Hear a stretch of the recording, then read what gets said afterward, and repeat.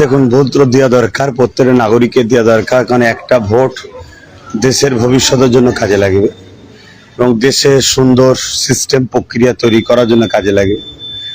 তাই যে প্রক্রিয়া ডক্টর বাবা সাহেব আম্বেদকর দিয়ে গেছেন দেশবাসীকে, যে পাওয়ার, সে পাওয়ার দিলাম, ভালো লাগলো।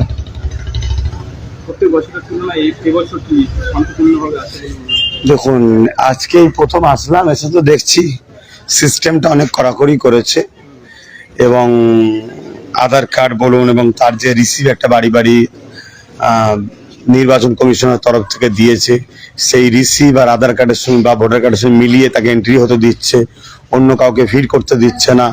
তার মানে যে অন্যের ভোট অন্যজন দিয়ে দেবে, এই সিস্টেমটা এবার দেখছি খুব কড়াকড়ি রয়েছে। এটা হওয়া উচিত। মানুষ যাকে পছন্দ লাগে তাকে ভোট দেবে, সে যেই হোক। যাকে মানুষ বেশি চাইবে সে জিতবে, এটাই স্বাভাবিক।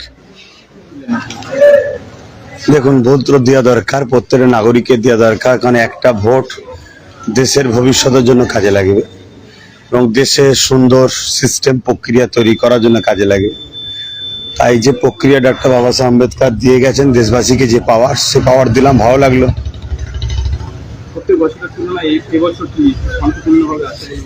দেখুন, আজকেই প্রথম আসলাম, এসে তো দেখছি সিস্টেমটা অনেক কড়াকড়ি করেছে এবং আধার কার্ড বলুন এবং তার যে রিসিভ একটা বাড়ি বাড়ি নির্বাচন কমিশনের তরফ থেকে দিয়েছে, সেই রিসিভ আর আধার কার্ডের সঙ্গে বা ভোটার কার্ডের সঙ্গে মিলিয়ে তাকে এন্ট্রি হতে দিচ্ছে, অন্য কাউকে ফিড করতে দিচ্ছে না।